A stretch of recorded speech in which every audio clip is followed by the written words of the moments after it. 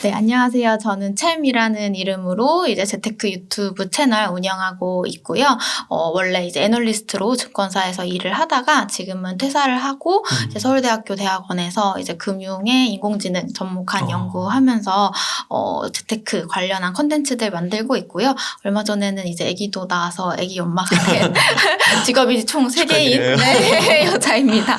네, 반갑습니다. 채미 이제 성함이 네. 이제 최민이라서 네. 줄여서 하신 건가요? 네, 친구들이 원래 줄여서 챔챔 이렇게 부르던 걸. 그러시군요. 네. 서울대학교에서 네. 학부, 석사, 박사. 아니요. 학부는 카이스트 나왔습니다. 제가 잘못했구나. 그렇게 하시는 네네. 거고 제가 편집하겠습니다. 네, 괜찮습니다. 네. 네. 그러면 지금은 이제 박사 과정에 있으시면서 네. 공부하시면서 육아도 하시고 네, 뭐 그렇게 그러시면서 채널 이제 콘텐츠도 가끔 이제 영상 올리시고 찍고요. 일도 하시고 네, 하고 대단하신 것 있습니다. 같습니다. 아닙니다. 네. 열심히 하고 있습니다. 네. 네. 그러면은 또 이렇게 오셨으니까 네. 또 그 애널리스트셨고 요즘 주식에 대해서 한번 좀 여쭤보도록 하겠습니다. 네. 일단 연초에 뭐 우크라이나 전쟁 관련한 이슈도 있었고 이제 미국이 금리 인상하면서 이런 것들이 시장에 반영이 되면서 많이 흔들린 것 같은데요.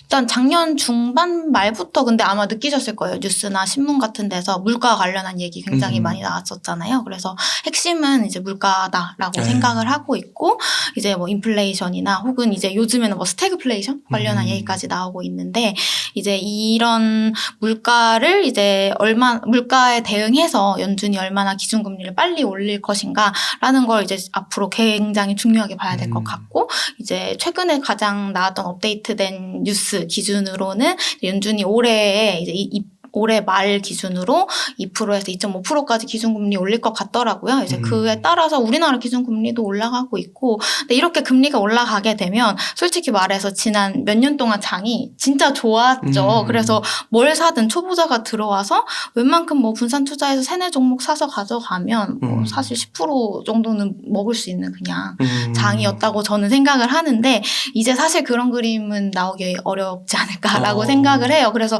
조금 투자 난이도 가 올라가니까 이제 초보자분들은 특히 더 조심을 하셔야 될 것 같고 이제 사실 저도 이런 인플레이션 시대를 경험해 보는 건 처음이거든요. 제가 주식한 지가 한 그래도 13년부터 해서 한 10년이 조금 안 되긴 했는데 근데 제가 처음에 이제 주식을 시작할 때는 저성장 저물가 막 경기 흐름이 좋지 않다 이런 시기였다가 이제 상승기를 타면서 올라와서 이제 경기 확장 시기였고 이제 그 후반부에 접어들어서 저도 사실 예측하기는 어렵고 아마 어떤 전문가가 와도 예측하기는 어려울 것 같아요. 그래서 우리는 이제 이런 시장 상황에 좀 예측하기보다는 이제 연준의 이런 움직임들을 보면서 대응을 해야 된다라고 생각을 하고 있고 이제 그런 측면에서 난이도가 높아지니까 초보자분들은 조금 더 기민하게 이제 뉴스들 체크하시면서 특히 물가와 관련한 키워드들 많이 같이 봐주시면 좋을 것 같아요. 네. 그러니까 이게 저금리 또는 제로금리 시대에서 그쵸. 이제 지금은 중금리 네, 이 그렇죠. 정도 네. 시대로 이제 들어가는 건데 아무래도 네. 이제 돈이 몰리는 곳은 이제 금리가 좀 높은 곳, 네. 돈이 그런 곳을 이제 찾게 되니까 네. 아무래도 주식 시장이 조금은 흔들릴 수 있겠다. 그렇죠. 그리고 지난 몇 년 동안 이제 사실 시장 상승을 이끌었던 게 빅테크 성장주들이었잖아요. 근데 성장주가 사실 금리 인상에 조금 취약한 측면이 있기 때문에 시장 색깔이 바뀔 수가 있거든요. 근데 시장 색깔이 기존의 성장주나 빅테크에서 조금은 인플레이션 수혜를 볼 수 있는 종목들이나 이제 금리 인상의 수혜를 볼 수 있는 뭐 이런 종목들, 가치주 이런 쪽으로 넘어가게 되면 기존에 포트폴리오 들고 계시던 분들의 성과가 안 좋아지겠죠. 파란불이 막 뜰 거고 이제 그러면 대응을 빨리 하지 못하면 이제 성적표가 안 좋아질 수밖에 없겠죠. 네. 이게 금리가 이렇게 올라갈 때요. 그 기업이 돈을 잘 벌면요. 네. 이 금리의 그런 뭐 위협이라고 할까요? 그런 걸 뛰어넘을 수가 있는 건가요? 기업의 주가가? 네, 맞습니다. 이제 기업 가치평가 모델이라고 이제 수식으로 정의되어 있는 게 있는데요. 이제 그 기업이 벌어들인 다음에 그 벌어들인 돈을 기반으로 배당을 하지 않습니까? 그러면 배당이 분자에 들어가고 분모에는 이제 이자율 R 마이너스 G 그리고 G는 기업의 그로스예요. 그래서 네. 이제 그 부분식을 보시면 여기서 이제 기업 성장률이 높아지게 되면 이제 분모에서 그 금리가 상승하는 영향을 상쇄를 할 수가 있기 때문에 전체적인 기업 가치는 그래도 올라갈 수 있는 여지가 있는 것이죠. 야, 그렇군요. 와, 이거 공식 너무 좋은 것 같아요. 이 공식이 있다 보니까 좀 그래도 네. 용기가 생기는 거예요. 네. 주식시장에서 아, 좋은 기업 선택하면 되는구나. 그렇죠. 그러니까 배당을 위에다 두고 네. 밑에는 이제 R-G로 해서 네. 금리 네. 빼기 기업의 성장률. 그렇죠. 할인율, 네, 금리 할인율을 성장률을 뺀 값으로 어. 나눴다라고 생각하시면 됩니다. 그래서 분모가 만약 작아지면 네. 이제 배당은 어차피 기업에서 네. 이렇게 이익이라고 볼 수 있으니까 그게 커지는 거니까. 그렇죠. 아, 그렇군요. 그러면 기업이 돈 잘 벌면 뭐 네. 금리 이런 거 좀 올라가도 상관없겠네요. 그래도 영향이 있긴 하겠지만 그래서 이런 시국에서 저는 뭐 어떤 종목에 투자해야 돼라고 물어본다면 이제 퀀트 제가 애널리스트 출신인데 퀀트 측면에서는 주로 팩터로 얘기를 많이 하거든요. 근데 이 팩터라는 게 어려운 게 아니고 예를 들어 기업들의 이제 성격이라고 보시면 돼요. 그래서 성장주도 일종의 팩터라고 보시면 되고, 근데 그 뭐 성장이나 가치나 뭐 배당을 많이 주는 이런 여러 가지 성격들 중에서 이익이 잘 나오는, 이익이 성장하는 모습을 보이는 그런 팩터들이 좀 작동을 잘 해서, 여러분들께 좋은 수익을 안겨줄 수 있지 않을까 이런 시국에 그렇게 생각을 하고 있습니다. 아, 또 이게 네. 그럴 수도 있을 것 같은데요. 네. 이게 이제 금리가 올라가면 진짜 좋은 기업하고 네. 안 좋은 기업하고 갈릴 것 같은데요. 그렇죠, 그렇죠. 맞습니다. 그 금리가 인상하는 걸 버틸 수 있는 체력이 있느냐라는 게 굉장히 중요한데 사실 사람도 그렇지만 이런 지금 금리 인상기에 연끌해가지고 만약에 막 투자를 많이 해두신 분이라면 뭐 마이너스 통장에 빚을 내서 투자해두신 분이라면 이 금리 상승을 버틸 수가 없겠죠. 게다가 본인의 이제 주체적인 수입이라고 하면 웃기지만 뭐 예를 들어 근로소득 이런 게 없으신 분이 그냥 돈을 땡겨서 투자한 상태라면 그 이자 부담을 견딜 수가 없을 텐데 그게 아니라 본인이 근로소득이 탄탄하다면 그런 상황에서도 충분히 살아남을 수 있잖아요. 그래서 기업의 그 펀더멘탈, 실적이 얼마나 잘 나오느냐가 중요할 거다라고 생각을 하고 있습니다. 그런 관점에서 보면은 네. 그 빅테크나 네. 뭐 우리나라의 삼성전자나 돈 되게 잘 벌잖아요. 네네. 그럼 주가가 지금 조금 이렇게 지지부진한데 네. 약간 기회일 수도 있겠다는 생각도 하게 되는데 어떠세요? 저도 빅테크는 괜찮을 것 같다라고 생각을 해요. 그리고 이제 삼성전자 같은 경우도 최근에 좀 주가가 많이 하락하면서 얘기들이 많은데 사실 저도 주주이고 계좌에 파란불이 떠 있긴 하지만 네. 이제 삼성전자 같은 경우는 안정적으로 배당을 주고 있는 회사이기도 하고 그래서 이런 좀 조정을 받았을 때 추가 매수를 해서 좀 평단을 낮춰서 갖고 가면은 괜찮지 않을까 생각을 하고 있고 삼성전자는 다만 이제 개인적인 생각인데 조금 주의해서 보고 있는 게 저는 약간 인간 시그널을 되게 중요하게 생각을 하거든요. 그게 뭔가 블라인드나 이런 그 기업에서 일하는 사람들의 이제 얘기를 들어보면 채널에 조금 삼성전자 관련해서 요즘 얘기가 많이 나오는 게 이제 반도체 호황기여서 최근에 실적이 굉장히 좋게 올라왔었던 건데 이제 이 반도체와 관련해서 내부적으로 좀 뭔가 혁신적인 모습이 나오지 않는다라고 이제 내부 근로자분들이 막 블라인드에 올려주시는 것 같아요. 그래서 이런 걸 보고 최근에 또 GOS 이슈도 있었잖아요. 그래서 그런 걸 보면은 이제 앞으로의 삼성전자는 반도체 호황기 이후에 뭔가 넥스트 레벨 먹거리를 좀 준비해야 될 것 같은데 이제 내부적으로 그게 좀 가능한 그림이 맞나? 이런 생각이 들어서 일단 올해까지는 조금 홀딩하면서 지켜볼 텐데 좀 향후 흐름이 보기에 좀 약간 이게 표현이 좀 죄송하지만 똥볼을 차는 것 같은 그런 모습이 나오면은 아무리 크고 돈을 잘 벌어도 좀 정리를 하는 게 맞겠다는 생각도 들어요. 그러면은요, 이제 올해까지는 한번 지켜보시면서 네. 또 판단을 하신다고 하셨는데 네. 지금까지 좀 삼성전자를 보유하셨던 이유는 뭐였어요? 저는 일단 배당을 받으면서 우리나라 1등 종목을 보유할 수 있으니까 그래서 어느 정도 포트폴리오에 그러니까 막 이 종목을 메인으로 내 주력 종목이야 이렇게 담아가기보다는 시장 수익률을 어느 정도 쫓아가는 게 좋으니까 그래서 삼성전자를 이제 담았고 약간 ETF 그냥 코덱스 200 사는 것과 비슷한 이치였어요. 어쨌든 배당도 점점 늘려나간다고 하고 수익률이 괜찮은 편이니까 담아가고 있었다라고 생각하시면 됩니다. 혹시 그 챔님의 그 미국 주식도 투자하시는 네, 거죠? 맞습니다. 미국 주식과 한국 주식의 네. 포트폴리오 비중을 좀 여쭤봐도 될까요? 미국 주식이 조금 더 많은 것 같아요. 더 많으세요? 네네네. 비율로는 지금 사실 제가 주식을 조금 원래 이제 테크주 하던 거를 정리를 하고 현금을 요즘 좀 많이 갖고 있어요. 그러세요? 그래가지고 지금은 많이 정리를 했는데 미국 주식이 한 60% 정도로 조금 더 많네요. 70% 정도로. 네. 아, 그러시군요. 네. 그러면은 지금 이제 현금을 조금 네네. 보유량을 좀 늘려셨다고 했는데 지금 이 시점에서 네. 이제 힘들어하시는 분들이 많으시고 네. 또 계좌에 파란불도 많이 그쵸. 들어오시고 이때는 조금 어떻게 장을 네. 조금 떠나는 것도 괜찮을까요? 어느 정도 팔아서 다 팔지는 않더라도. 네. 다 파는 거는 저는 이제 비추를 드리고, 근데 지금 와서 또 손절하기는 약간 저는 어쨌든 상반기에 우크라이나 이슈라던가 FOMC 보고 좀 연준의 의도를 파악을 하려고 하는 그런, 움직임 때문에 이제 주가가 많이 이제 내려온 측면이 있다고 생각을 해서 어느 정도 단기 바닥 정도는 다지지 않았나라고 이제 생각을 하는데 이제 그러면 우리가 그럼 여기서 만약에 현금을 보유하고 계시든 아니든 아니면 손절을 생각하시든 아니든 그럼 앞으로 이게 코로나 이후에 그 V자 나왔던 대로 큰 상승을 할 수 있을까라는 걸 생각을 해봐야 되는데 저는 사실 솔직히 이제는 박스권 장세이지 않을까라는 생각을 하고 있고 이 박스권 장세에서 매매를 하려면 이제 그동안 하셨던 것처럼 그냥 사서 무조건 홀딩보다는 조금 더 시장을 잘 쳐다보고 뭔가 이슈에 따라서 어쨌든 이제 시장이 하루에 뭐 3%씩 이렇게 빠지는 날에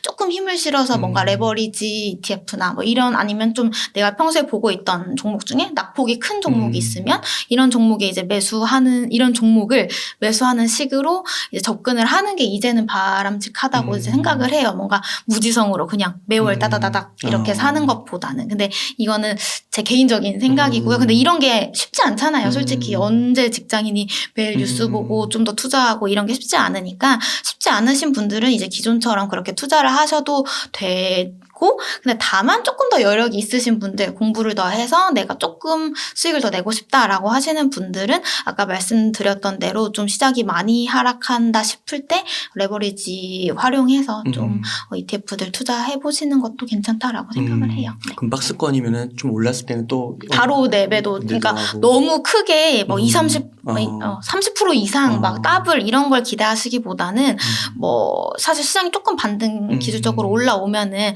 레버리지 플레이 하시면 그래도 한 5에서 10% 정도 먹을 수 있거든요. 그래서 그런 정도 이제 소소하게 수익 얻고 그냥 그런 걸 반복해서 또 하게 되면은 또 어쨌든 좀 쏠쏠하게 벌 수 있으니까 제가 이런 식의 플레이를 한 그 아까 말씀드렸던 13년, 14년 그 좀 저성장 저물가 장기 박스권이던 시기에 많이 했었어요. 근데 이게 그래도 좀 시장 뉴스만 보면서 이제 개별 종목 가면 또 어려워하시는 분들도 있으니까 이제 그렇지 않은 좀 어느 정도 중급으로 가시려고 하는 분들께는 좀 적절한 방법이지 않을까 생각합니다. 그러니까요. 그게 참 지금 말씀하신 대로 장이 좀 어려워지면서 네. 지금은 이제 초보자보다는 네. 난이도가 올라간 네. 중급자들에게 네. 그리고 중급자들은 이런 파도를 좀 탈 수 있는 그쵸.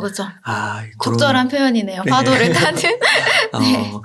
그런 느낌으로 네. 그러면 혹시 지금 이런 시점에서 네. 혹시 상단과 하단 이런 것들을 예상을 하시나요? 그 박스권이라고 네. 하면 모르겠습니다. 이거 몰라요. 저도 이걸 제가 알면 여기 이러고 있지 않습니다. 네. 네. 벌써 부자 됐죠. 네. 알겠습니다. 그러면은 요런 좀 장에서요. 네. 혹시 좀 좋게 보시는 섹터? 혹시 주식 뭐 이런 게 좀 있으실까요?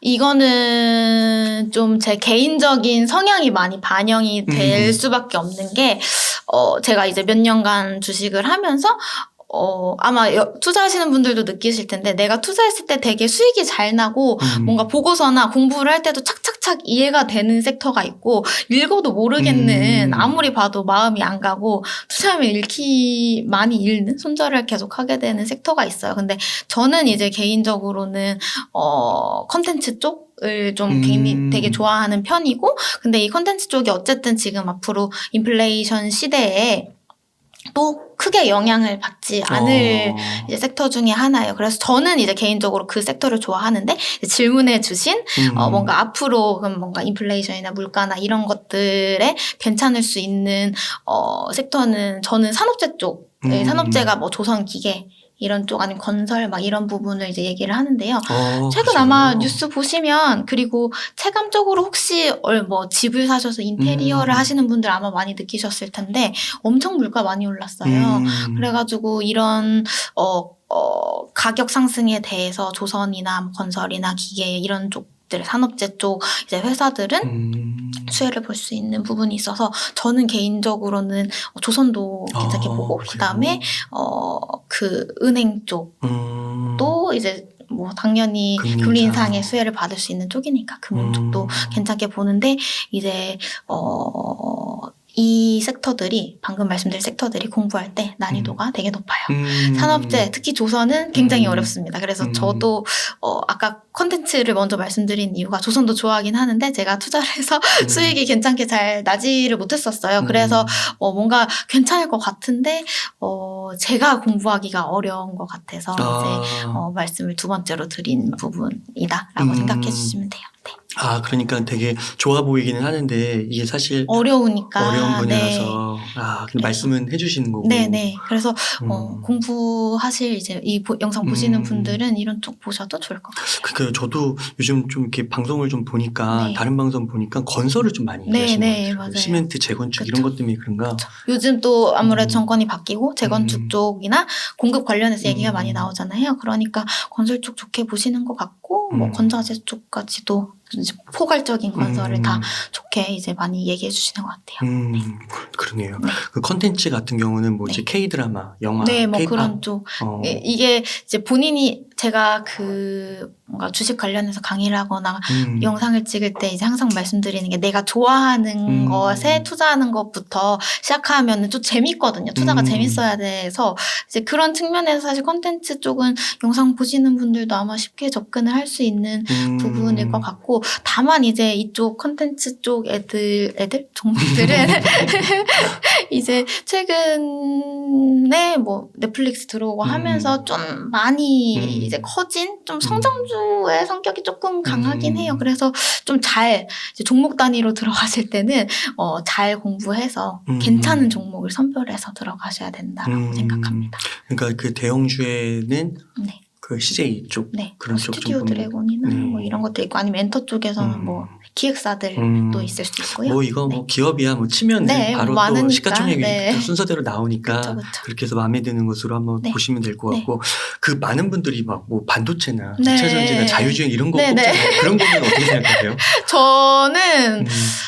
저는 일단은 이게 어렵네요. 얘기하기가 어려운데 일단 개인적으로는 한번 투자해서 익절을 하고 나왔습니다.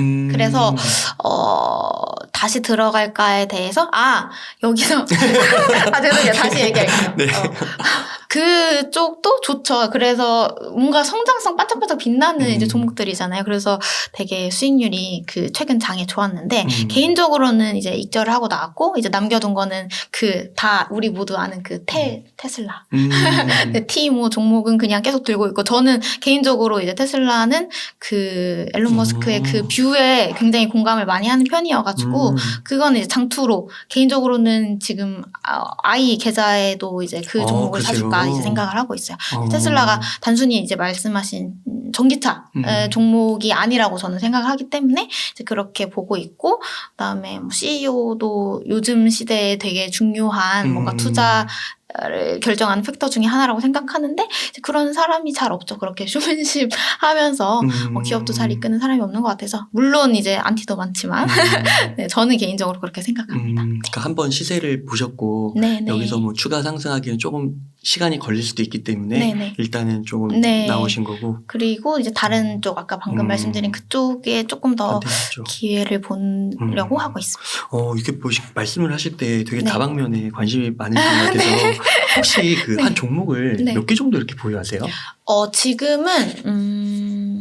지금은 국내 종목은 2종목 갖고 있고요. 그다음에 미국 주식은 좀 한 4-5개 정도 있는 것 같아요. 근데 제가 원래는 성향이 제가 마음에 드는 걸 다 사야 되는 스타일이에요. 그래서 이거를 주식 백화점을 차린다고 하는데 진짜 한 20종목, 30종목 막 이렇게 들고 있었어. 특히 ETF들 다 섞어가지고 그렇게 들고 있을 때도 있었는데 다이어트를 많이 했죠. 종목 수를 많이 줄여서 최근에는 이제 국내 주식은 사실 이제 한두 개만 가져가려고 하고 있고 그 다음에 미국 주식은 아무리 줄이려고 해도 괜찮아 보이는 게 있어서 이제 그 정도로 네. 5개에서 10개 그 사이네요.